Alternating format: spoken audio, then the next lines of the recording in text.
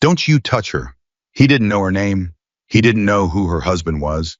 He didn't know that stepping out of that diner into the rain would change everything for hundreds of people, including himself. All he knew was that a woman was screaming. Three men were closing in, and every rational thought in his head told him to sit down, stay quiet, and survive. He stood up anyway. If this story moves you, subscribe to this channel and follow every part to the end. Drop your city in the comments. I want to see how far this story travels. Ethan Walker hadn't slept in 4 days. Not real sleep anyway. Not the kind where you close your eyes and trust the world to leave you alone. The kind he had been getting 90 minutes in a truck stop parking lot, head pressed against the cold window of his car, one eye always open. That wasn't sleep. That was something closer to controlled unconsciousness. The body demanding what the mind refused to allow. He was 34 years old, and 8 days earlier, he had been a completely ordinary man. He paid his rent on time. He went to the gym 3 mornings a week. He made decent coffee, kept his apartment clean, called his mother every Sunday without fail.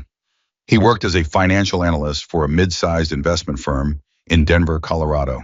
And if you had asked anyone who knew him to describe Ethan Walker, in one sentence, most of them would have said something like, he's a good guy, quiet, reliable, nothing special. I had never been arrested, never been in a real fight, never even raised his voice at a stranger. He was by every definition that mattered nobody. And then he found the files. It wasn't supposed to happen. That was the part that still made his chest tighten when he thought about it. Somewhere around the 200-mile mark, west of Albuquerque, the steering wheel slick with his own sweat. It was an accident, a glitch in the archive system at work. He had been pulling quarterly reports for a client review, and the wrong folder opened a folder that wasn't supposed to exist, labeled with a series of numbers instead of a name, nested 3 levels deep inside a partition that he didn't even have clearance to access. He should have closed it. Every version of his life in which he closed that folder was a version where he was still home in Denver, still making his decent coffee, still calling his mother on Sunday mornings. But he didn't close it. He read it. And what he found inside those files, the transaction records, the shell companies, the wire transfers, the names, wasn't just evidence of financial crime. It was evidence of something that reached into courthouses, into law enforcement, into the kind of offices where people made decisions about who lived quietly and who didn't live at all. He made one copy, just one, loaded onto a small flash drive he always kept clipped to the inside of his bag. He made it home that night. He did not make it to morning. At 2:47 a.m., his phone buzzed with a text from a number he didn't recognize. 3 words. We know you looked. He stared at the screen for 11 seconds. He counted them later. He could not explain why. He counted them, only that the brain does strange things when the floor drops out from under a life. He grabbed the flash drive, his wallet, his car keys, and the jacket hanging by the door. He left everything else behind. By 3:15 a.m., he was already past the city limits. He didn't stop at the office. He didn't file a report. He didn't call the police, because 2 of the names in those files were names he recognized from the Denver Police Department. He didn't call a lawyer because one of the names was a lawyer, a senior partner at a firm with an address on the 17th floor of a building downtown that he passed every morning on his commute. He called his mother's number and let it ring twice, then hung up before she could answer. He couldn't risk it. He couldn't pull her into this. He told himself that was the right decision. He told himself that for 200 miles before he stopped believing it. By the time the sun came up, he was already in Kansas.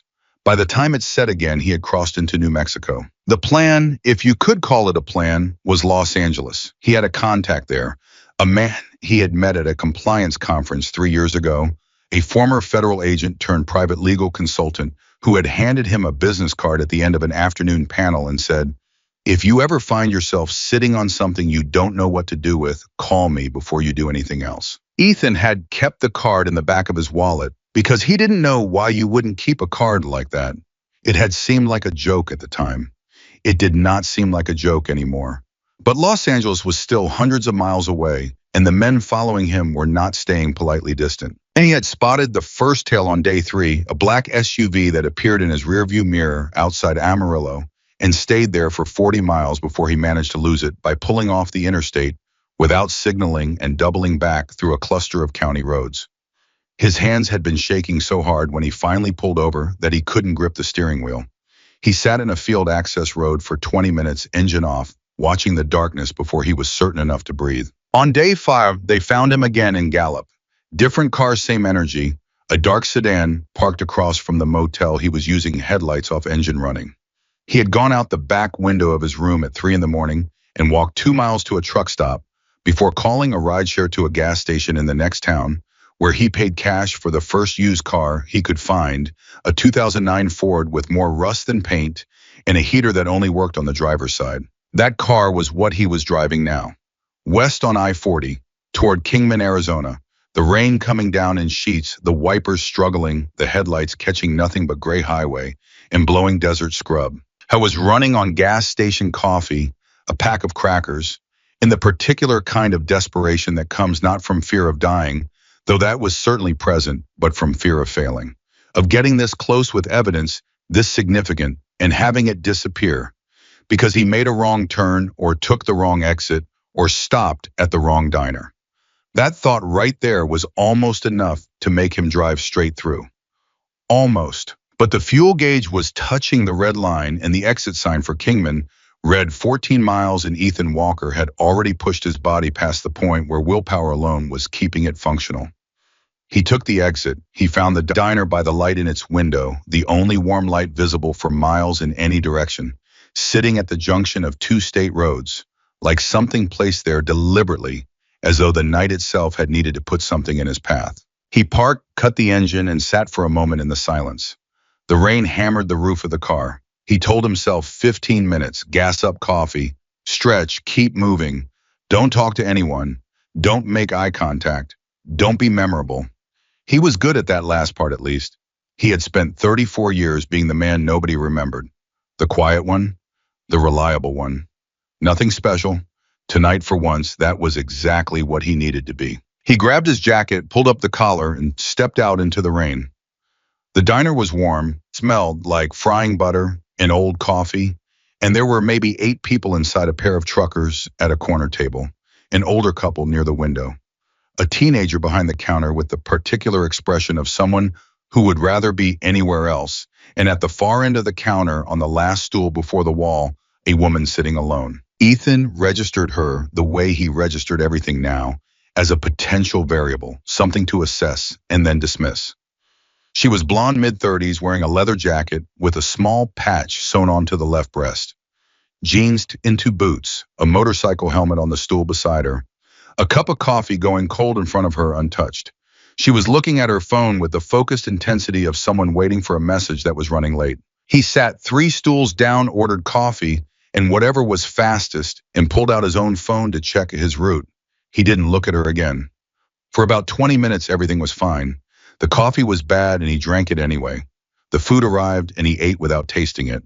The rain outside intensified, and then eased slightly, and then intensified again. The truckers finished their meal and left. The teenager refilled his cup without being asked. And the woman at the end of the counter kept waiting for a message that didn't come. He was reaching for his wallet when she got up and walked toward the door. He noticed that her hands were tight around her phone. He noticed that her jaw was set. He noticed nothing else about her because he was not looking. He was counting out cash, leaving enough for the meal, and a reasonable tip, calculating the distance to the next gas station, reminding himself of the sequence: fuel first, then back on the road. Stay under the speed limit, don't stop again until the California line. He did not notice the 3 men who got up from the booth near the door and followed her outside. He did not notice it until the door swung shut behind all 4 of them, and one of the truckers who had remained at the back of the diner said quietly to no one in particular, "Ah, hell." Ethan looked up. The trucker was staring at the door. His coffee cup was halfway to his mouth and had stopped there. "What?" Ethan said. "Those 3. The trucker set his cup down. "They've been watching her since she walked in. I don't like it." Ethan looked at the door. Through the glass, he could see the rain, the parking lot lights, and nothing else. "She'll be fine," he said, because that was the thing a man in his situation said. That was the rational, self-preserving, sensible thing to say. The trucker looked at him. "Will she?" Ethan did not answer. He put his wallet back in his pocket. He told himself to get up and go to his car. He told himself that he had enough to deal with. He told himself that helping strangers was a luxury he had spent the last 8 days burning through, and that he was completely out of it. He told himself all of this. And then from somewhere beyond the door, in the rain and the parking lot lights, he heard a sound that traveled through glass and weather and walls in the 17 layers of rational self-protection he had built around himself in the last 8 days. A woman's voice. One word. Help. Ethan was on his feet before he finished hearing it. I didn't decide to stand up. He didn't weigh the options. He didn't consider the consequences. His body simply responded to that sound the way a body responds to heat or cold or pain, not with thought, but with something older than thought, something that doesn't ask permission. He hit the door hard enough to push it open into the rain. The scene outside was not ambiguous. The three men had her cornered behind the building, partially blocked from the road by a row of parked vehicles. One of them had her arm. One of them had positioned himself to her left, cutting off the path to her motorcycle. The third was standing at the edge of the group with his back to Ethan, and Ethan could see his shoulders tight, angled inward, the posture of a man bracing for something he has already decided to do. She was trying to wrench her arm free. Her other hand was pressed flat against the wall behind her. Her phone was on the ground screen, cracked in a shallow puddle between her boots. Let her go, Ethan said.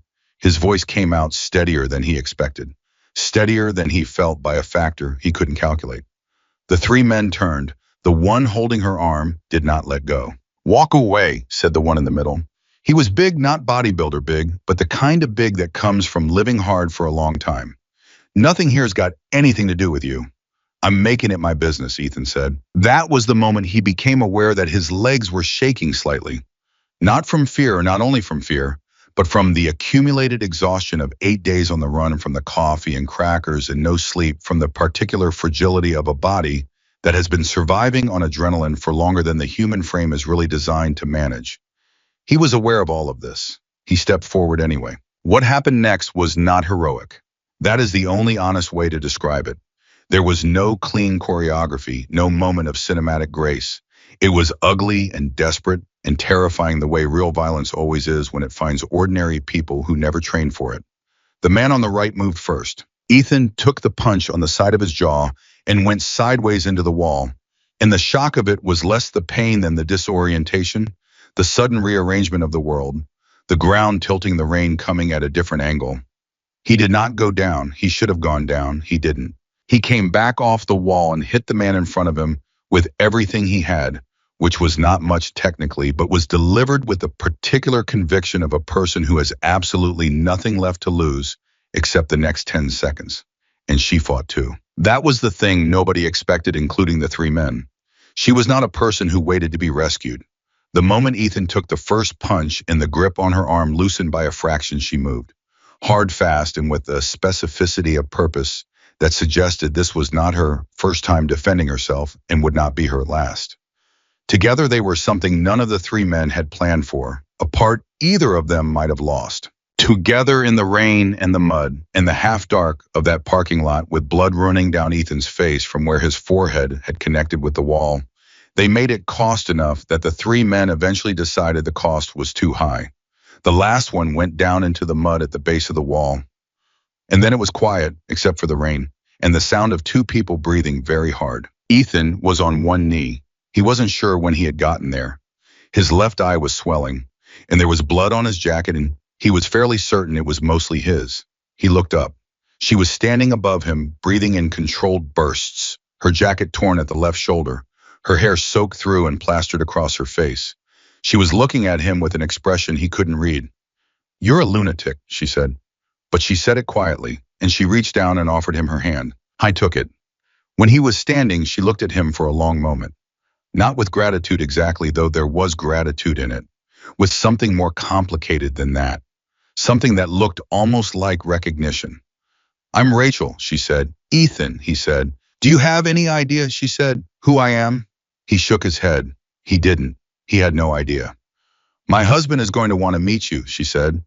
"Is that good or bad?" Ethan asked. And for the first time in that whole terrible night, Rachel Carter almost smiled.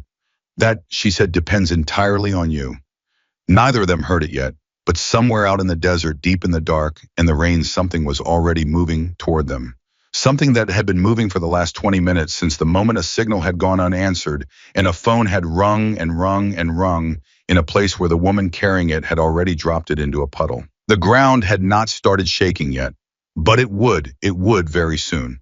And when Ethan Walker heard that sound for the first time, the sound he would never for the rest of his life be able to hear without feeling something shift in his chest, he would not yet understand what it meant. He would only know with the certainty of a man who has spent 8 days on the edge of everything that the night was far from over. Ethan heard it before he understood what it was. A low vibration, distant but building. The kind of sound that doesn't arrive, it accumulates, like thunder that decides to stay low to the ground instead of breaking upward into the sky. He felt it in his back teeth first, then in his sternum, then in the soles of his feet through the wet asphalt. Rachel heard it too, and the moment she did, everything about her changed. Not her posture, not her expression, something deeper than that. Something in her eyes shifted the way a person's eyes shift when they recognize a sound that is wired directly into memory. Ethan watched it happen and didn't know what he was watching. He only knew that a woman who had just fought off 3 men without losing her nerve was now standing very still, and that stillness felt significant. "That's them," she said. "Who?" Ethan asked. She didn't answer right away. She was listening, head tilted slightly, counting something he couldn't count. "My husband," she said finally, "and everyone who rides with him." Ethan processed that sentence. He looked down at the 3 men still on the ground. He looked at his own hands, split knuckles, shaking slightly, blood drying under his left thumbnail. He looked at Rachel, whose jacket was torn, and whose lip was cut, and who was in this moment the calmest person in the immediate vicinity. "How many is everyone?" he asked. Rachel looked at him with an expression that was almost sympathetic. "A lot," she said. "Try not to make any sudden moves." That was not a reassuring thing to say. Ethan opened his mouth to ask a follow-up question, and then the sound arrived in full, and there was no longer any room for questions. The Harleys came off the interstate in a column that seemed to have no end. One headlight, then 10, then 30, then a wall of light that swept the desert and turned the rain into silver needles. The roar was something you experienced with your whole body, not just your ears, but your chest, your jaw, your lungs. Ethan had never heard anything like it. He had grown up in a suburb of Columbus, Ohio, and the loudest thing he could remember from his childhood was a thunderstorm that knocked out the power for 3 days when he was 9. This was louder than that. They came off the road in formation and filled the lot with a precision that shouldn't have been possible for that many vehicles moving that fast in the rain, engines cutting, one after another in a staggered sequence that spread them across the space like something choreographed. And there were so many of them that the last of them were still pulling in off the highway while the first were already cutting their engines. Ethan counted to 30 before he stopped counting. There was no point after 30. The man at the front dismounted before his engine was fully silent. Ethan knew without being told that this was Marcus Carter. I was not what Ethan had expected, though he could not have said specifically what he had expected. Marcus was large, not tall exactly, but broad, in the way that suggested a lifetime of physical work rather than a gym. His hair was the kind of blonde that had been weathered by sun and time into something closer to gray at the temples. His face was not a young man's face. It was the face of someone who had made a very large number of decisions in very difficult circumstances and had lived with every single one of them. His jacket was dark with rain. His eyes were pale blue, almost colorless in the lot light, and they moved with the efficiency of a man who had spent decades reading rooms and people and situations in the time it takes other men to blink. Those eyes went to Rachel first. Everything else, the lot, the bikes, the 500 men behind him, ceased to exist for approximately 4 seconds. He crossed the distance between them without appearing to hurry, though he covered it fast, and he put his hands on both sides of her face and looked at her, the way you look at something you nearly lost. "I'm okay," Rachel said. Her voice was steady. "I'm okay, Marcus." "Your lip," he said. One word. Very quiet. "I know. I'm okay. Listen to me." She put her hand over both of his. There were 3 of them.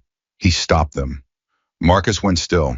Very slowly, his eyes moved from his wife's face to the 3 men on the ground. He took that in. He took in the details, where they were lying, how they were positioned, what condition they were in. Then his eyes moved to Ethan. Ethan did not move. He had made a decision somewhere in the 5 seconds since the column arrived that the single worst thing he could do right now was attempt to explain himself preemptively. He stood where he was in the rain, bleeding from his forehead, and he met Marcus Carter's gaze and he did not look away. That felt important. He didn't know why. It just did.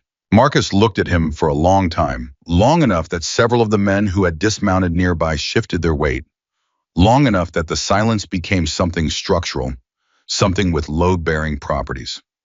Then Marcus said, "Tell me." He wasn't talking to Ethan. He was talking to Rachel, and Rachel told him. Not the abbreviated version, not the diplomatic version, the real one from the beginning. How she had been waiting, how the three men had followed her out, how she had gotten cornered, how she had called for help. And the only person who had answered was a stranger at the counter who had no reason on earth to get involved. He came out into it, why is it, she said, on his own. He didn't know me. He didn't know any of this. She gestured broadly at the assembled column of 500 men who were now standing in varying states of stillness, listening to every word she said. He just heard me and he came. The silence after that was a different kind of silence. Ethan became aware, uncomfortably, acutely aware, that every set of eyes in that parking lot was now on him. 500 men soaked through, some of them still straddling their bikes, some standing with their arms crossed, some with expressions that gave nothing away. He had no idea what any of them were thinking. He had no framework for this. He was a financial analyst from Denver who had never been in a fight in his life before tonight and was now standing in front of several assembled chapters of one of the most storied motorcycle clubs in American history. He thought with a clarity that surprised him, "I should have stayed in Kansas." Marcus turned back. "What's your name?" he said. "Ethan Walker." "What do you do, Ethan Walker?" "Financial analyst, or I was. It's been a complicated week." Something shifted in Marcus's expression. Not a smile, not quite, but something adjacent to it, something that lived in the same neighborhood. "Walk with me," Marcus said. It was not a question, but it was not a threat either. Ethan fell into step beside him, away from the crowd, toward the edge of the lot where the rain was coming down, hard enough to make the next sentence private regardless of how loud you said it. Marcus put his hands in his pockets. He looked out at the road. "She's got a hard head," Marcus said. "Stubborn as anything that's ever lived. 20 years I've been telling her she shouldn't travel without someone alongside her, and 20 years she's been telling me exactly where I can put that opinion." He paused. "She's usually right about things. I hate it, but she is." Ethan said nothing. He was listening. "3 men, Marcus said. "And you went out there?" "Yeah," Ethan said. "Why?" And there it was, the question, not asked aggressively, not rhetorically, just asked, with genuine curiosity. The way a man asks a question when he actually wants to understand the answer and doesn't already believe he knows it. Ethan thought about it for a moment. The honest answer, not the version that sounded good, the real one. "I don't know," he said. "I've been asking myself that since I stood up. I had every reason not to. I've been running from something for 8 days and getting involved in anything that was the worst possible thing I could do. My brain knew that." He paused. "But she said help, and I was already moving." Marcus was quiet for a moment. 8 days, he said. "Running from what?" Ethan looked at him, and he made a decision, the same kind of decision he'd made when he stepped out of the diner, the kind that bypasses the deliberative parts of the brain entirely. The decision that says this person is trustworthy before any rational evidence exists to support that conclusion. "People who don't want what I'm carrying to reach Los Angeles," Ethan said. Marcus turned his head. "What are you carrying?" "Evidence, financial records, names of people inside organized crime with connections into city government, law enforcement, and the judiciary, in Denver and in 3 other cities." Marcus looked at him for a long time. "And you're driving it to LA yourself, alone?" "I didn't exactly have options," Ethan said. 2 of the names I recognized were police." The sound Marcus made was not quite a laugh and not quite a curse. It was somewhere between the two. "How close are they?" he asked. "I made them twice. Lost them both times, but that's been getting harder." Ethan paused. "They're professional. They're not going to stop." "No," Marcus agreed. "They're not." They stood in the rain for another moment. Then Marcus said, "You went out there for my wife without knowing any of this, without expecting anything back." "I didn't think about what I expected," Ethan said.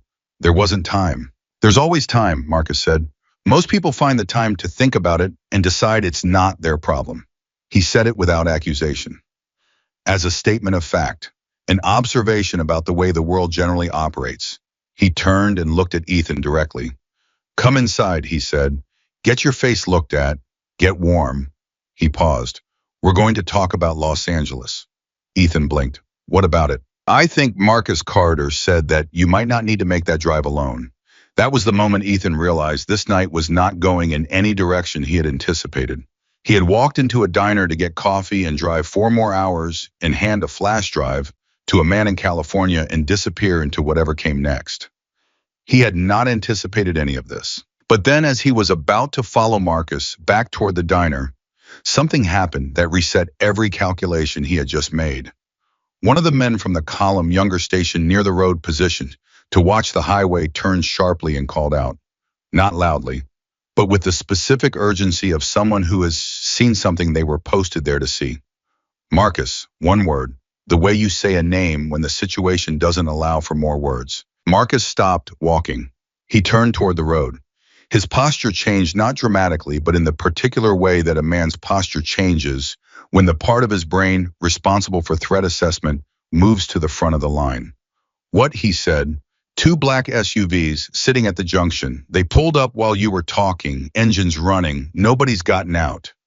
Ethan felt the bottom of his stomach fall through the asphalt. They found me, he said, quiet, almost to himself. Marcus turned to look at him. There was no panic in his expression. There was not even particular surprise.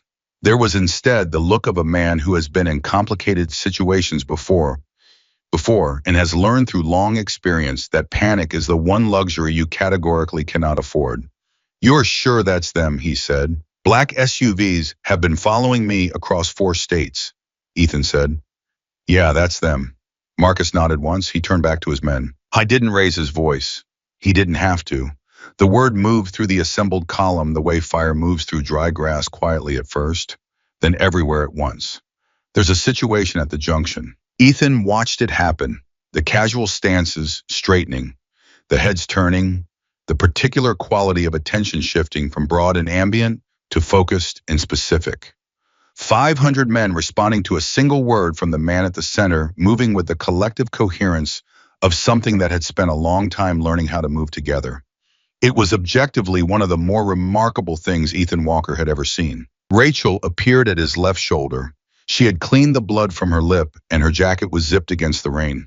She looked at the junction, and she looked at Ethan, and she said, "They followed you here." "I know," he said. "I'm sorry. I didn't know they were this close. I thought I lost them in." "Don't apologize," she said. "We've dealt with worse problems than 2 cars full of people who don't know what they've driven into." Ethan stared at her. That's a very calm way to look at it. "I've been married to Marcus Carter for 16 years, she said. Calm is a survival skill. Marcus had moved to the edge of the lot, and 3 of his senior men had moved with him. Ethan couldn't hear what was being said, but he could see the body language. Deliberate, measured the conversation of people who are not afraid, but are being very careful to be precise. Then one of the SUV doors opened.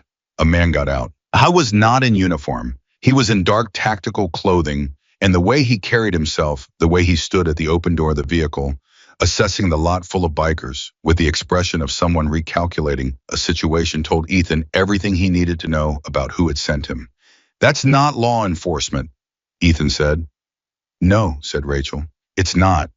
The man from the SUV held up one hand, not a wave, a gesture, the universal signal for "I want to talk." Marcus from across the lot nodded once.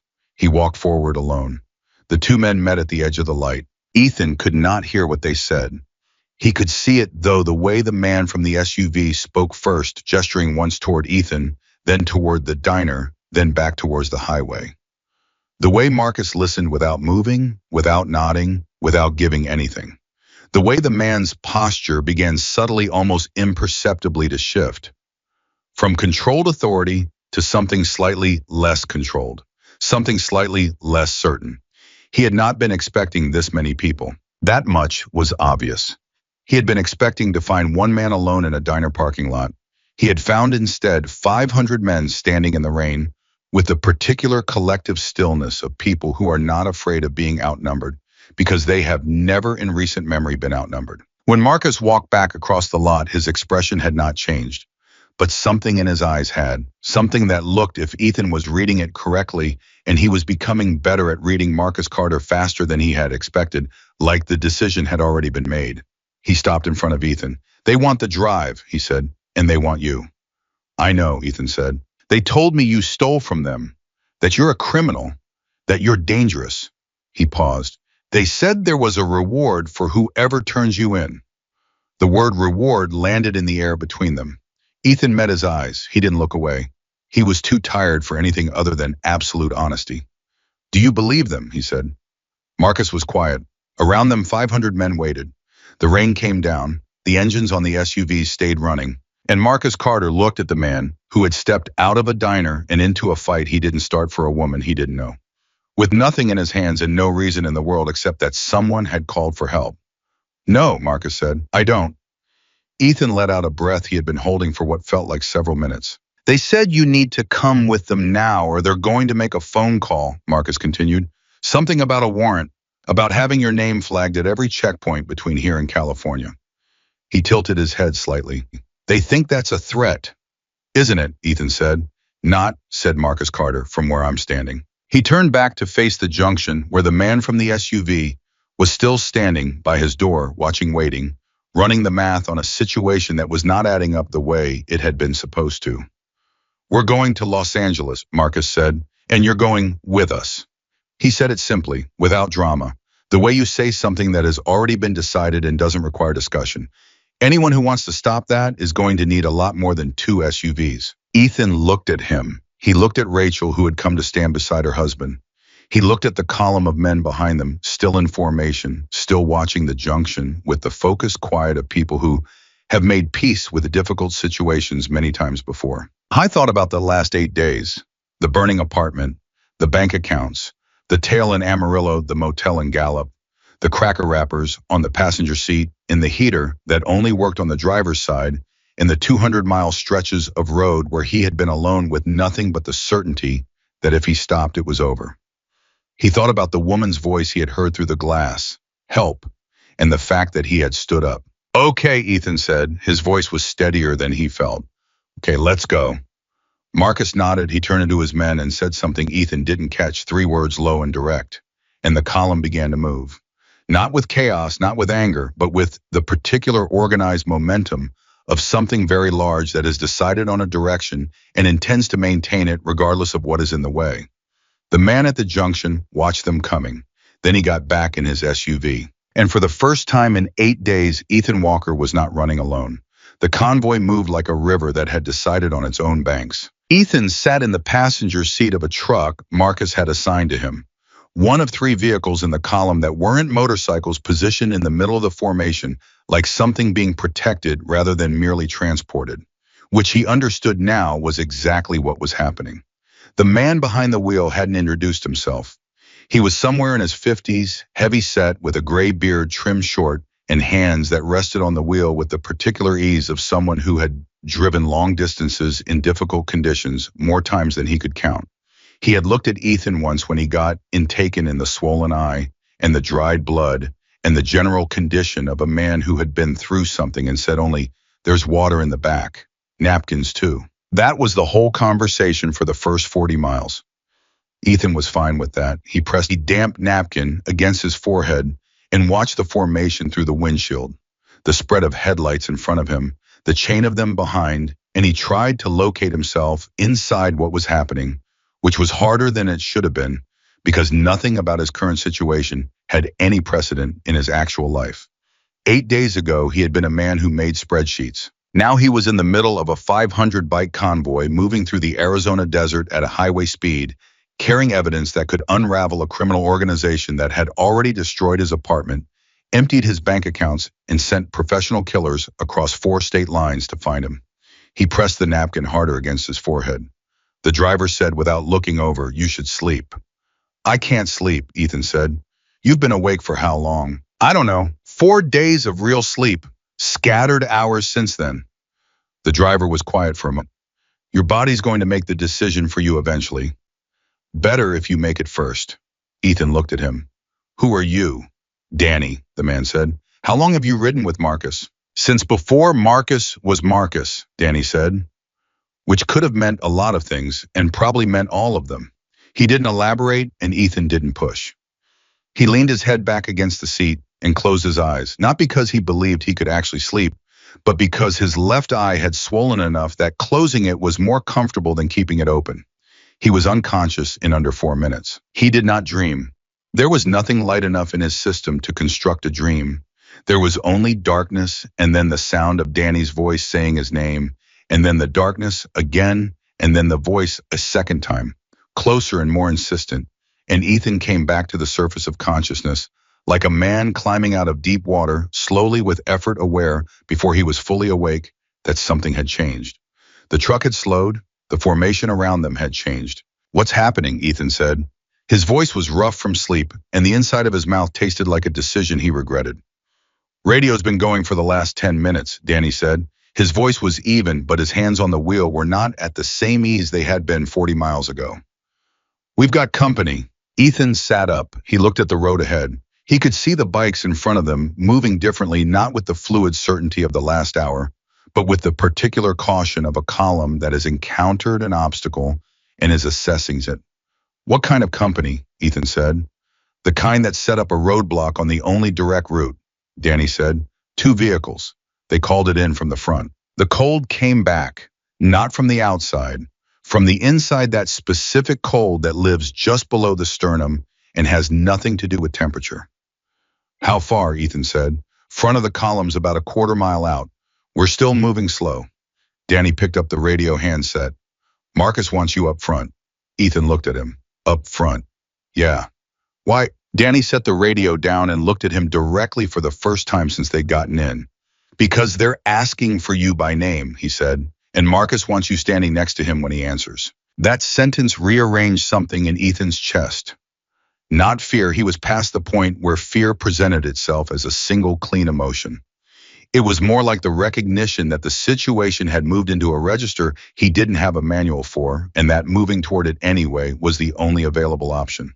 "Okay," he said, "let's go." Getting to the front of a 500 bike column, while that column is in motion on a 2-lane highway, required the particular cooperation of a group of people who had already decided to give it. Danny radioed ahead. The column adjusted. Bikes moved in the dark to create a lane. By the time Ethan stepped out of the truck and started moving forward on foot, it was as though the whole formation had leaned slightly sideways to let him through. Nobody said anything to him as he passed. They watched him, some of them with expressions he couldn't read, some with the particular impassive focus of men who had learned to keep their faces professional in situations that were not. One of them, a younger man, maybe 25, with a jaw that hadn't fully finished growing into itself, met Ethan's eyes as he passed and gave him a single slow nod. Ethan nodded back and kept moving. Marcus was at the front of the column, standing just ahead of his bike, and the first thing Ethan saw when he reached him was that Marcus was on the phone, not the radio, his personal phone. He was speaking quietly, and the body language was different from anything Ethan had seen from him, yet more deliberate, more contained, like a man being careful about the precise weight of each word. He ended the call when Ethan reached him. "Who was that?" Ethan said. "Someone I trust," Marcus said. "More on that in a minute." He nodded toward the road ahead. "You see them?" Ethan looked. 2 vehicles parked across the road in a V shape that blocked both lanes. Not police cruisers, not marked vehicles of any kind. Dark, clean, expensive, the same category as everything else that had been following him for 8 days. 4 men visible outside the vehicles. More inside, probably. "I see them," Ethan said. "They radioed through the column," Marcus said. "Amateur move using an open channel. Means they're either stupid or they wanted us to all hear it." "What did they say?"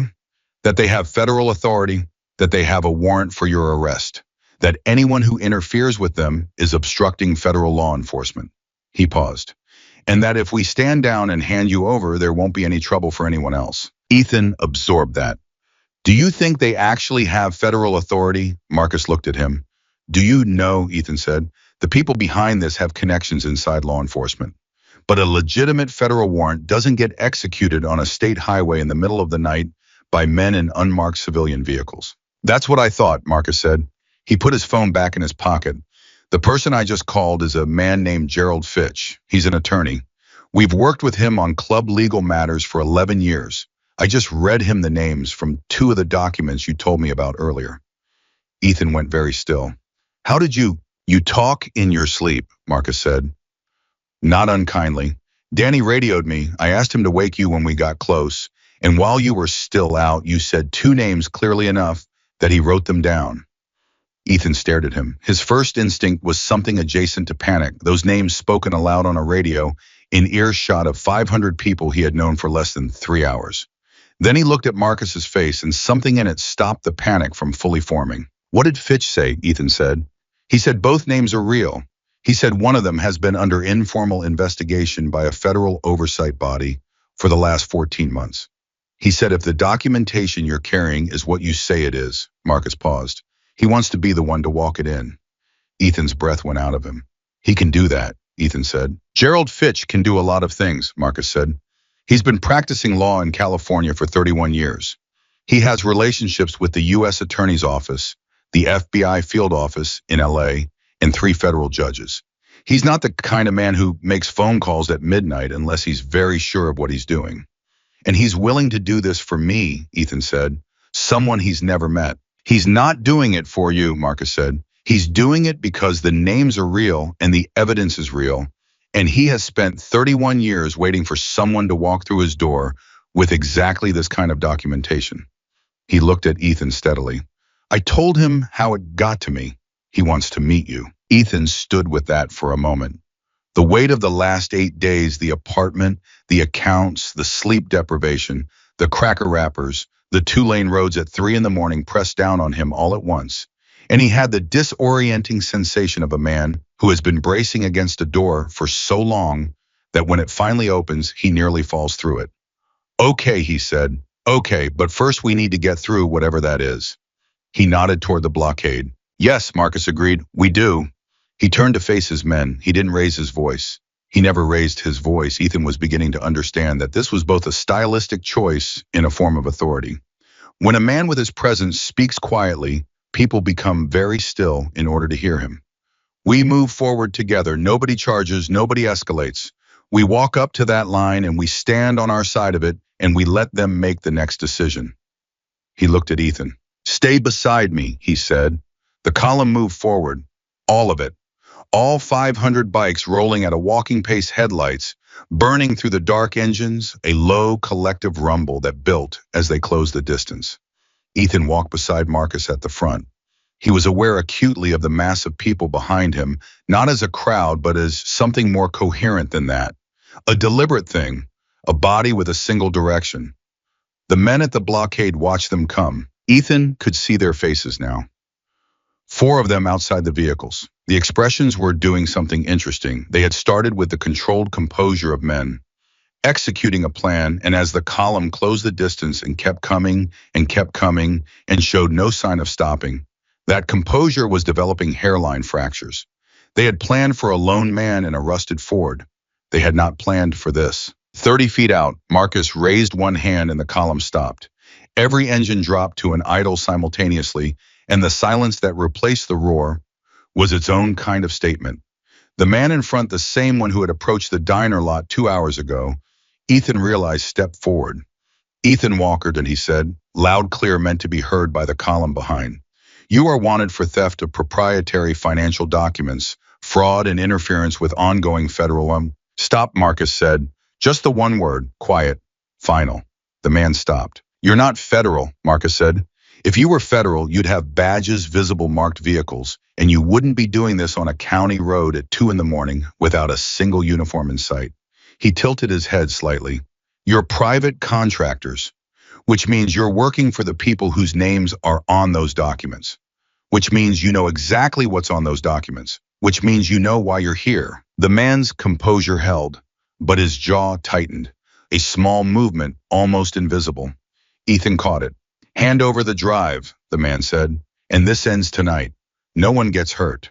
No one gets hurt, Marcus repeated, as though testing the words for structural integrity. You drove across 4 states after one man. You burned his apartment. You emptied his accounts. He paused. And now you're standing in front of 500 people telling me no one gets hurt. That's not your concern, the man said. He made it my concern, Marcus said, when he walked out of a diner in the rain and stood between three men and my wife. He let that land. He let the quiet do its work. So yeah, this is my concern now. The man looked at the column behind Marcus. He did the math. It was visible on his face, the specific arithmetic of a situation that has stopped adding up. He looked back at his two vehicles, back at the column, back at Marcus. This isn't over, he said. No, Marcus agreed. It's not. Because tomorrow morning an attorney named Gerald Fitch is going to walk into a federal building in Los Angeles with enough documentation to make your employer's next decade extremely uncomfortable. So you're right, it's not over. He stepped forward one pace, just one. But it's over for tonight. Move your vehicles. The man didn't move for 4 seconds. 500 men idled behind Marcus Carter. Ethan Walker stood at his right shoulder and did not breathe. On the 6th second, the man turned and walked back to the lead vehicle. He said something through the window. There was a pause. Then the engine turned over and the vehicle pulled forward and off the road, and the second vehicle followed it. The road was clear. Nobody cheered. Nobody moved aggressively or made a sound that could be construed as provocation. The column simply resumed. Marcus walked back to his bike. Ethan walked back to the truck, and 500 headlights continued west as though the last 6 minutes had been merely a minor interruption in an otherwise scheduled journey. Danny said nothing when Ethan got back in. He just put the truck in gear. Ethan sat with his hands in his lap and stared at the road ahead. He was shaking, not visibly but internally, the deep muscular tremor of a body that has been running on adrenaline for too many consecutive days and has just been asked to metabolize one more surge of it. You okay? Danny said after a while. I don't know yet, Ethan said honestly. Danny nodded like that was a reasonable answer. The shaking stops eventually, he said. Give it 20 minutes. Does that happen to you a lot? Ethan asked. Danny was quiet for a moment. Used to, he said. You develop a kind of relationship with it after a while. You stop trying to fight it. It moves through you faster that way. Ethan leaned his head back against the seat and let the shaking move through him. Outside, the desert was giving way to the sparse outer lights of somewhere larger, and the formation around him moved with the same collective steadiness it had maintained for the last 2 hours. I thought about the man at the roadblock. This isn't over. He was right. Ethan knew he was right. The people behind this did not abandon things. That was what the documents proved more than anything else. These were not people who tolerated loose ends. They had resources, connections, and the particular ruthlessness of organizations that have operated inside legitimate structures for so long, they have stopped believing anyone can actually touch them. The flash drive was still in his jacket pocket. He pressed his hand against the outside of the pocket to confirm it the way he had done every 40 minutes for the last 8 days. Still there, still intact, still the only leverage he had. He pressed his palm against it and thought, one more day. Just make it one more day. And then somewhere around the 30-minute mark, past the roadblock, his phone, the prepaid one he had bought in Albuquerque, the number nobody should have had, buzzed with an incoming text. He stared at the screen. Unknown number. 3 words. We have your mother. The shaking stopped. Everything stopped. Ethan Walker, who had survived 8 days of running and 1 parking lot fight in a desert roadblock, went completely, absolutely still. And in that stillness, something changed in him. The part that had been running, the careful, calculating, self-preserving part, stepped back, and something older and quieter and considerably more dangerous stepped forward in its place.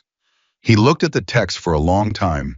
Then he reached forward and knocked on the divider between his seat and the small shelf Danny used for his radio equipment. I need to talk to Marcus, he said, now. Danny looked at his face. He didn't ask why. He picked up the radio. Marcus read the text once. Then he read it again. Then he handed the phone back to Ethan without saying anything. And for approximately 10 seconds, he stood beside the truck in the cold with his arms crossed and his jaw set. And Ethan watched the calculation happen behind his eyes. Not panic, not anger, but the specific concentrated processing of a man who has dealt with high-stakes situations before and knows that the first response that surfaces is rarely the correct one. Then Marcus said, when did you last speak to her? Sunday, Ethan said. 8 days ago. I called her number the night I left Denver. Let it ring twice and hung up before she answered. I didn't want them to trace the call back to her. He stopped. I thought that protected her. It might have, Marcus said. Or they found her another way. Phone records. Your personnel file at work. A property search on your name. He paused. These people have resources. I know what resources they have, Ethan said. I read about them for 6 hours before I made the copy. His voice was flat, not from detachment, from the opposite of detachment, from the particular compression of emotion that happens when feeling something fully would make it impossible to function. Her name is Carol. She's 61 years old. She lives alone in a house in Columbus, Ohio, and she volunteers at her church on Tuesday afternoons, and she has never done a single thing to deserve being inside this situation. Marcus looked at him, not with pity, with something more useful than pity. Is there anyone in Columbus who can physically get to her house right now? He said. Ethan shook his head. I don't know anyone there anymore. I moved to Denver 3 years ago. Any family in the area?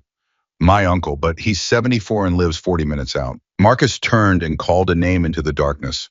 One of his senior men, a lean, fast-moving man named Cole, who Ethan had noticed earlier because he was the one Marcus spoke to first whenever something needed to happen, quickly appeared at his shoulder. I need someone in Columbus, Ohio who can do a welfare check on a civilian address without involving local police, Marcus said. Right now, tonight. Cole didn't blink. How soon? Hour would be ideal. 2 is acceptable. 3 is too late. Cole pulled out his own phone and stepped away. Ethan watched him go and felt something complicated move through his chest, the unfamiliar sensation of other people moving on his behalf.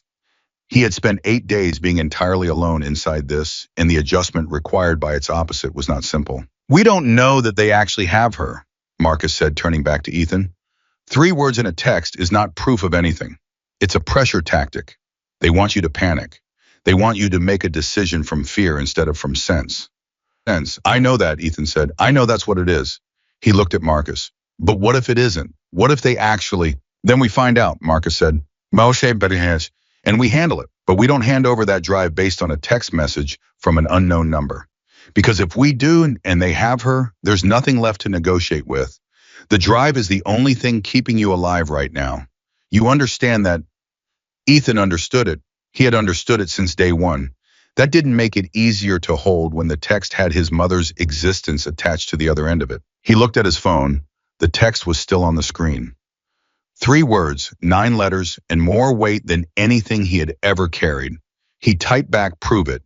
He sent it before he second-guessed himself. Marcus watched him do it. He said nothing. 30 seconds passed. 40. A minute. The convoy around them had slowed and bunched slightly while the situation was assessed. Bikes idling in the dark, Danny standing by the truck with his hands in his pockets. Then the phone buzzed. Not a text, a photo. Ethan opened it and the floor dropped out from under him again. It was his mother, sitting in her own kitchen in the chair she always sat in at the table near the window. She was wearing her blue cardigan, the one with the small embroidered flowers at the collar that she had owned for as long as he could remember. She was holding a copy of today's newspaper at chest height, the way hostage photographs work. Her face was composed. She was not crying. But her eyes, which Ethan had known his entire life, were doing something specific that they only did when she was frightened and was determined not to show it. He had seen that expression exactly twice before. Once when his father left. Once when Ethan was in the hospital at 16 with a ruptured appendix, and she had sat in the waiting room for 6 hours without anyone telling her anything. She was terrified, and she was trying very hard not to be. He showed Marcus the photo. Marcus looked at it for a long moment, his face completely controlled, and then he looked at Cole, who was still on his phone 15 feet away. Cole, he said. Cole turned. Accelerate the timeline, Marcus said, and I need a read on whether anyone's outside the house. Vehicles on the street, anyone sitting. Cole nodded and turned back to his call. Ethan's phone buzzed again.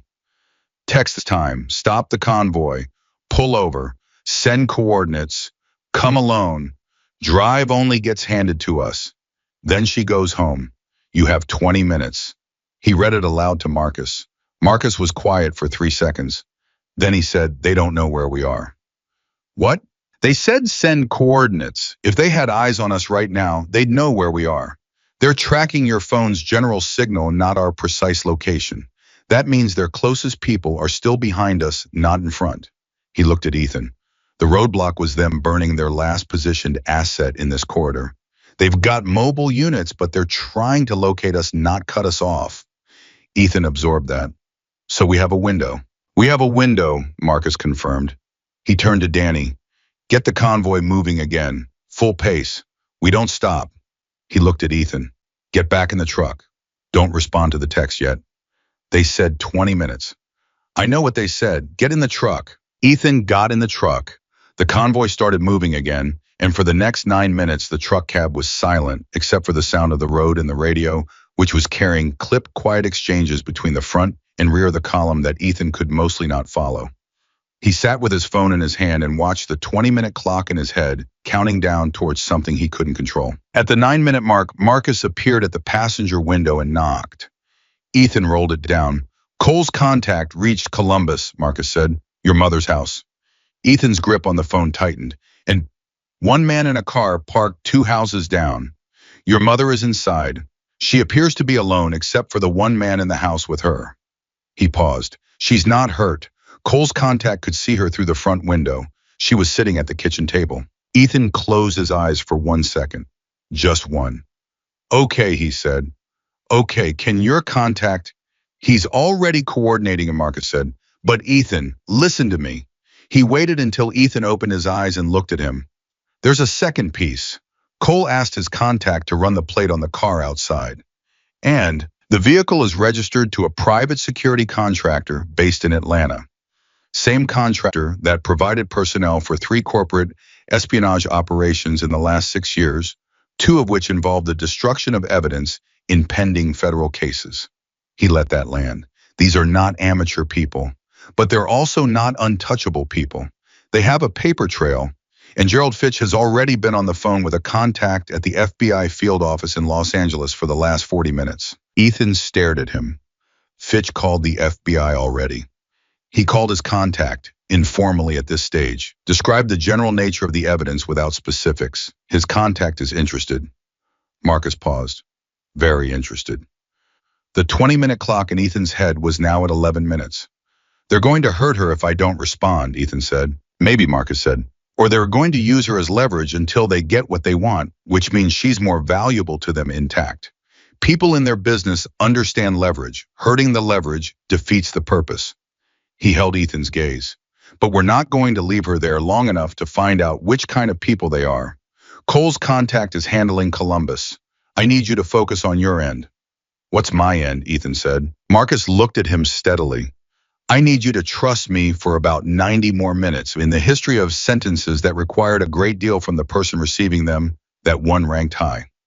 Ethan had known Marcus Carter for approximately 5 hours. He had met him in a parking lot in the rain. He had no reason, no logical, evidential, precedented reason to extend the level of trust that sentence required. I thought about what Marcus had done in those 5 hours. He thought about the roadblock.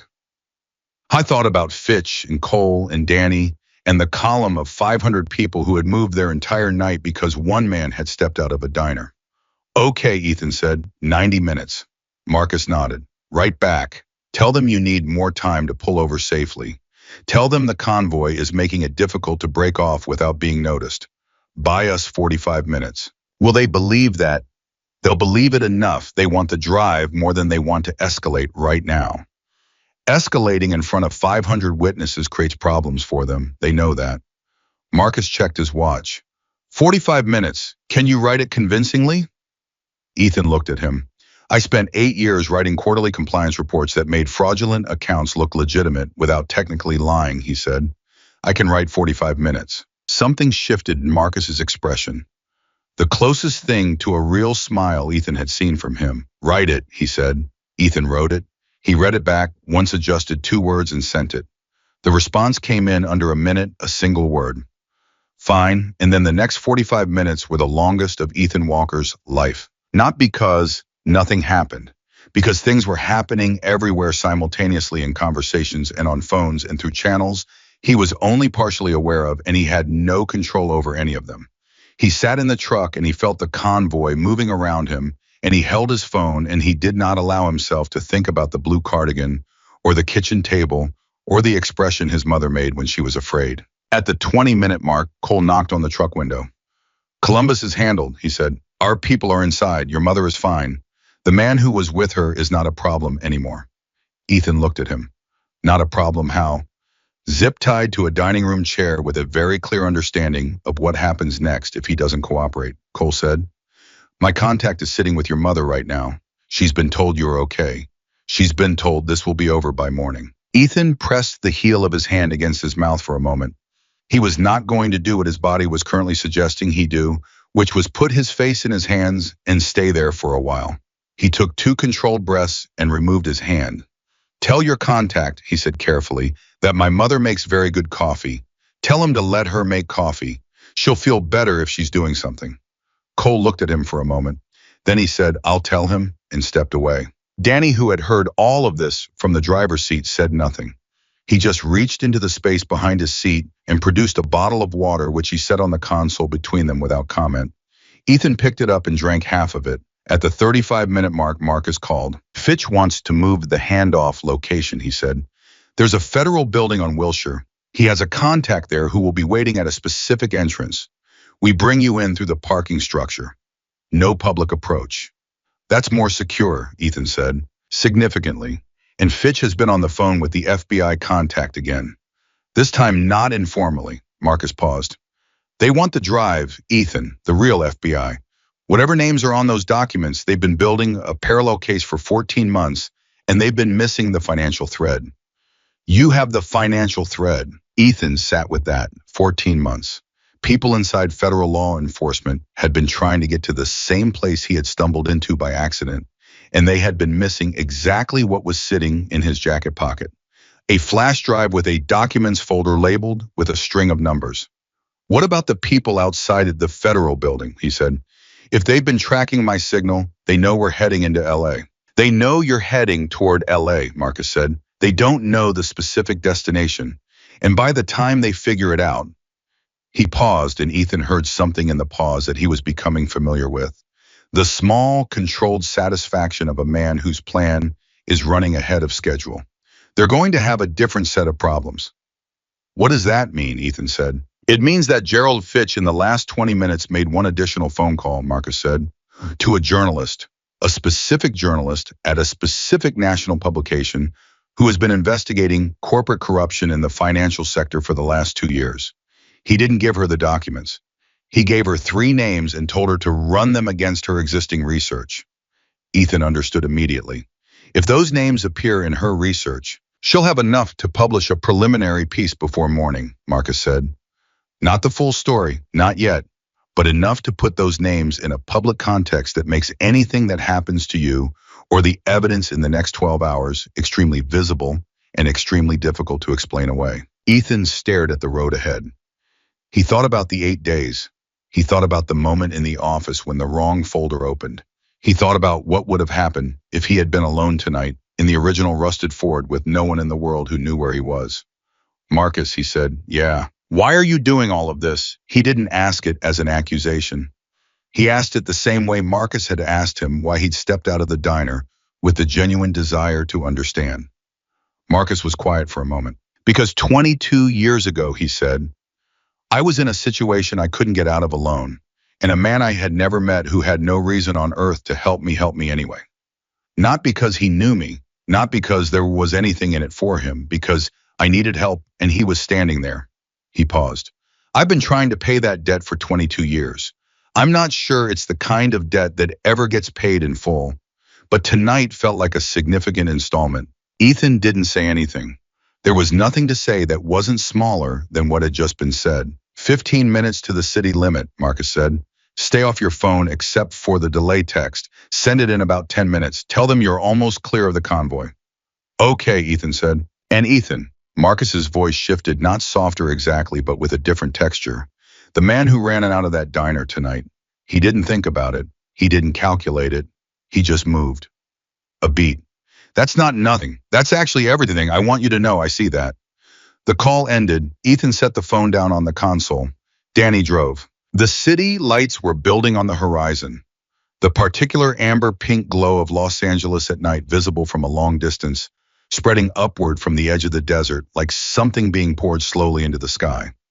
At the 10-minute mark, Ethan sent the second delay text, 2 sentences, casual, slightly frustrated in tone, buying the last window of distance. The response came back quickly, a location pin, a parking lot, a demand that he arrive alone in 15 minutes. He showed Marcus. Marcus looked at the pin. He knew the area. He said, "They'll have people there already. They're planning to take you before you reach the federal building." "I know," Ethan said. "They don't know we know the plan," Marcus said. "I know that too." "So we don't go to their location," Marcus said. "We go to Fitch's, and they spend 15 minutes waiting in an empty parking lot while you're handing the drive to the FBI. He said it simply, like it was the most obvious sequence of events in the world. Like it had always been going to end this way. And the extraordinary thing, the thing that Ethan would spend a long time afterward trying to find the right words for, was that in this moment inside this convoy surrounded by 500 people who had rearranged their entire night for a stranger, it genuinely felt like it had always been going to end this way. The convoy moved into the city. 500 headlights, one flash drive, and a man who had stopped being alone somewhere in the Arizona desert in the rain in the moment he decided to stand up. But the night had one more move left in it, and it came not from the men in the SUVs, not from the people in Columbus, not from any of the directions Ethan had been watching. It came from Marcus himself, 5 minutes from the federal building, when he knocked on the truck window and Ethan rolled it down and Marcus said in a voice that was quiet and completely serious, "There's something you need to know before we get there, about the evidence, about one of the names." Ethan looked at him. "What about it?" "Gerald Fitch," Marcus said, recognized the third name on the list. "Not from the financial sector, not from law enforcement." He paused. "From a case he worked 11 years ago, a case that was dismissed, a case that should not have been dismissed." He held Ethan's gaze. "The man on your drive didn't just launder money for this network. He was the network's legal architect. He built a structure that makes all of it invisible from the outside. And he has been practicing law in Los Angeles for the last 9 years. Ethan waited. "His office," Marcus said, "is in the same building as the federal contact Fitch has been using tonight." The sentence arrived and kept arriving the way certain sentences do in layers. Each one landing after the previous one has had time to settle. Ethan said, "Are you telling me that Fitch's contact?" "No," Marcus said. "Fitch's contact is clean. Fitch is certain of it. But the man on your drive has access to that building, has relationships with people in that building, which means we cannot walk in through the front." He paused. "There's another entrance, a different contact. Someone Fitch trusts in a different way." He checked his watch. "And we have 4 minutes to get there." 4 minutes, 8 days, one drive. "Let's go," Ethan said. The side entrance Fitch had arranged was a loading dock on the building's north face accessible through a service alley that the convoy couldn't follow into. That was the first cut, the moment the formation, which had held together across 300 miles of desert highway and one roadblock and enough tension to power a city block, had to stop being a formation and become something else. Marcus pulled up beside the truck, 1 block out. He didn't waste words. "Cole goes with you. Fitch is already inside. You walk in, you hand it over, and you don't stop for anything." He looked at Ethan directly. "You hear anything, you see anything that doesn't feel right, you trust Cole's read over your own. He's been in complicated rooms before." "Okay," Ethan said. "Ethan." Marcus held his gaze for 1 extra second. "You made it." It was 3 words. It shouldn't have hit as hard as it did, but Ethan had spent 8 days hearing nothing from the world except variations of "you won't make it," and 3 words from the right person at the right moment can undo 8 days of that faster than any logic can explain. He nodded once. He couldn't speak. He got out of the truck. Cole was already moving. Ethan fell into step beside him, and they went down the alley at a pace that was fast, without being a run, and Ethan kept his hand pressed against the outside of his jacket pocket the entire way. The drive, still there, still intact. The dock door opened before they reached it. Gerald Fitch was not what Ethan had constructed from Marcus's description. He had imagined someone polished, formal, the specific kind of assured that comes from 30 years of successful practice.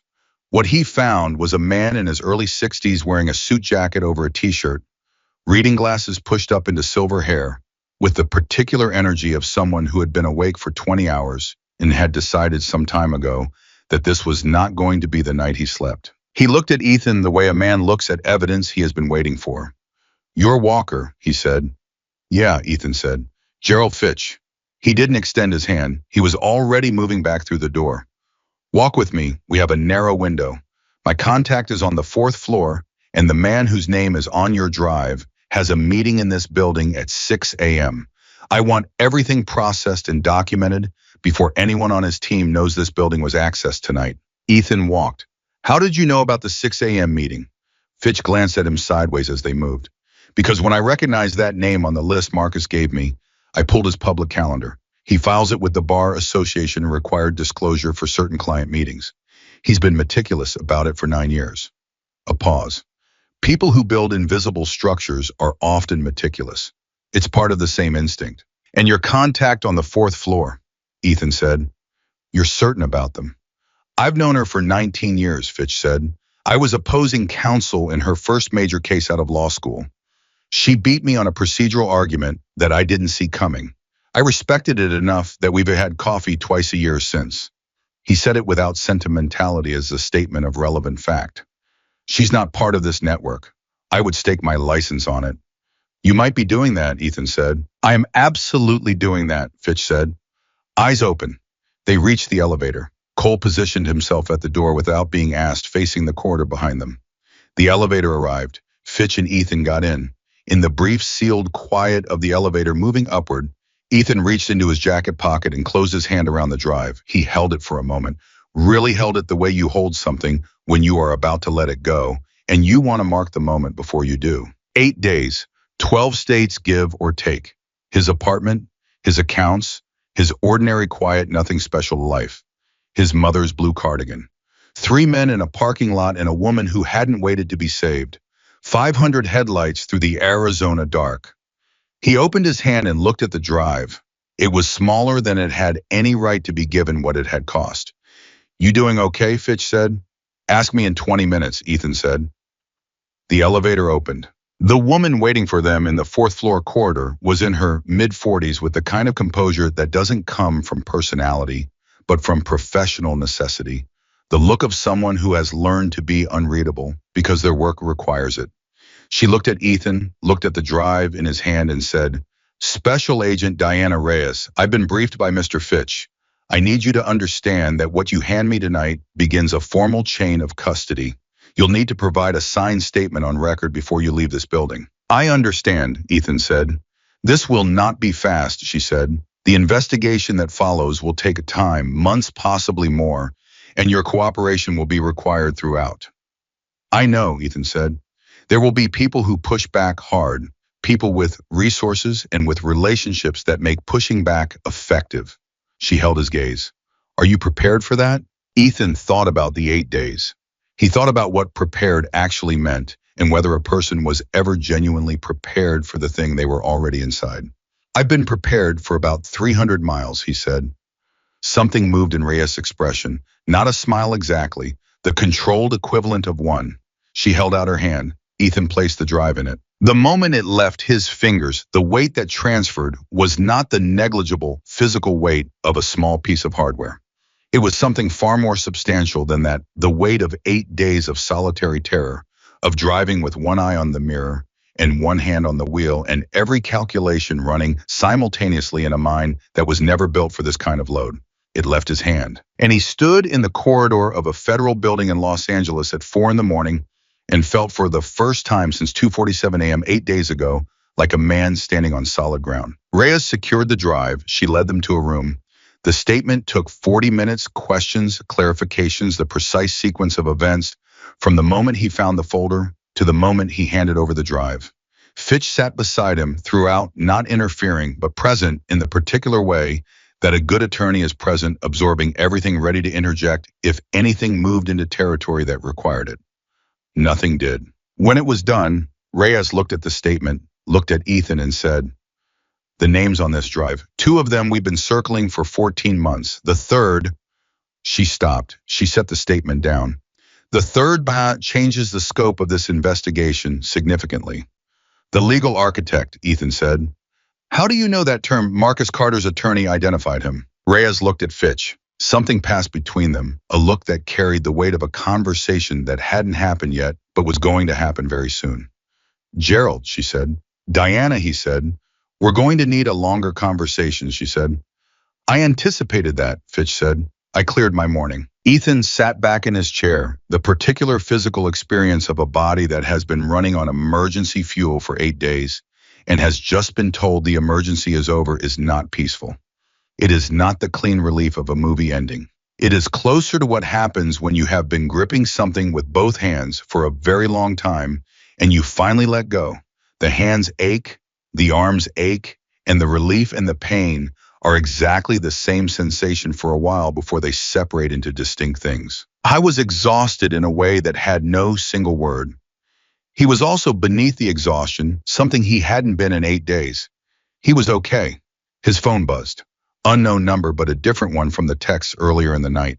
He almost didn't answer. Then he did. Ethan Walker, a woman's voice. Professional, unhurried. Yes, he said. My name is Sarah Okafor. I'm an investigative journalist. I received a call from Gerald Fitch several hours ago regarding 3 names and their connection to financial crimes in 3 cities. I've been working my existing research against those names for the last 2 hours. A pause. Mr. Walker, I've had 2 sources independently confirm connections that I have been trying to document for 18 months. I have enough to file a preliminary piece this morning. I wanted you to know. Ethan looked at Fitch across the table. Fitch was looking at his hands with the expression of a man who has played several moves ahead and is watching them arrive on schedule. What happens when you publish? Ethan said. When it's public.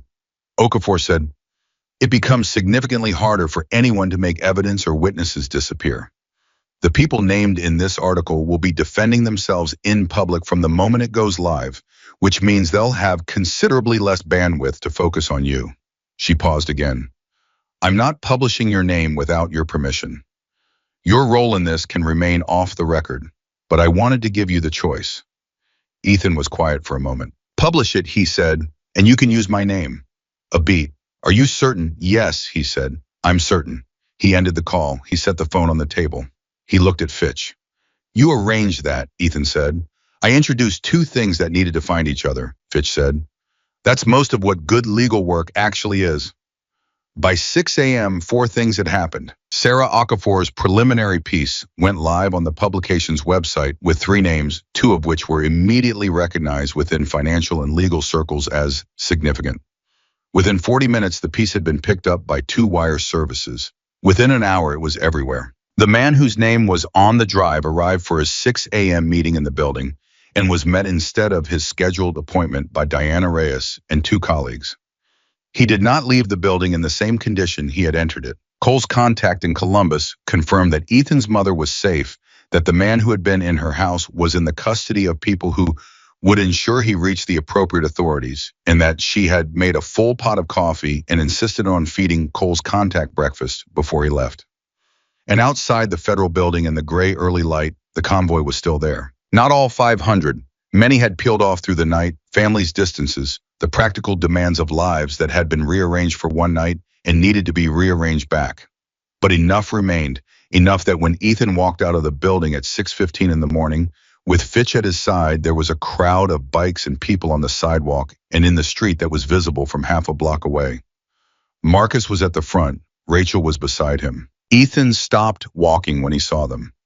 He wasn't prepared for it, the specific sight of the people who had been his entire world for one extraordinary night, standing in the early morning light in a city 300 miles from where they'd met, still there. He walked toward them. Marcus met him halfway. He looked at Ethan the way he had looked at Rachel in the parking lot, with the focused attention of a man taking inventory of something that matters. It's done, he said. It's done, Ethan said. Marcus nodded slowly. Something moved through his face, not surprise, because Marcus Carter was not a man who permitted himself the luxury of surprise, but something genuine underneath the composure. Something that looked like satisfaction, and underneath the satisfaction, something that looked like relief. Your mother, he said. Safe, Ethan said. She made breakfast for Cole's guy, apparently. The corner of Marcus's mouth moved. That sounds right, he said. Strong women make breakfast, weak men run. Rachel laughed, a real laugh, short and sudden, the kind that arrives before you decide to let it. She stepped forward and put her hand briefly on Ethan's arm. You look terrible, she said. I feel terrible, he said. It's accurate. Go sleep, she said. Eat something real.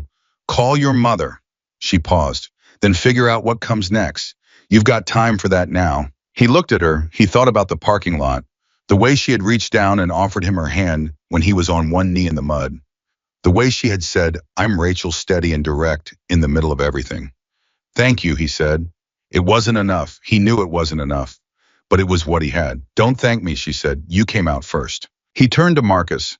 He wasn't sure what to say because the full accounting of what Marcus Carter had done in one night, the calls, the contacts, the roadblock, the convoy envoy, his mother, all of it was not something that fit inside a single exchange on a sidewalk at 6 in the morning. "I don't know how to," he started. "Then don't," Marcus said simply. "Some things don't need the sentence finished." He put his hand out. Ethan took it. And then Marcus did something that Ethan did not expect, had not anticipated, had no framework to prepare for. He turned to face the men behind him, the ones who had stayed, 50 or 60 of them, standing with their bikes in the gray morning light, and he said in a voice that carried without being raised, "This man walked out of a diner in the rain when he had every reason not to. He didn't know my wife. He didn't know this club. He didn't know anything except that someone needed help and he was standing there." He paused. "That's what courage actually is. Not what you do when you're strong, what you do when you have nothing left and you do it anyway." The street was quiet. Then one by one, starting with Marcus himself, the men raised their hands. Not a wave, not a gesture, a salute. The deliberate, slow-held salute of people who mean it completely. One after another, down the line, all of them. Ethan Walker stood on a sidewalk in Los Angeles in the early morning light, 8 days from the life he used to have, with a swollen eye and split knuckles, and the particular emptied-out feeling of a body that has given everything it had, and he received that salute from men who owed him nothing and gave him everything anyway. He did not have words for it. He was not sure words existed for it. He stood straight. He held their gaze. He did not look away. Because sometimes the only worthy response to being seen, truly seen by people who had no reason to look, is to let yourself be seen completely. Without deflection, without diminishment, without the reflex to say it was nothing when it was in fact everything. He had walked out of a diner. He had stood up when every rational calculation said sit down. He had carried something 300 miles through the dark because it was the right thing to carry, and because somewhere inside him, underneath the fear and the exhaustion and the 8 days of running, was a version of himself that simply refused to be the kind of man who walks away. That was all. That was enough. That was it. Turned out the whole story, and the only story that has ever mattered in any version of the world, that when it counted, when it was hard, when there was every reason not to, one ordinary man chose to be exactly that. Ordinary. And that was the most extraordinary thing of all.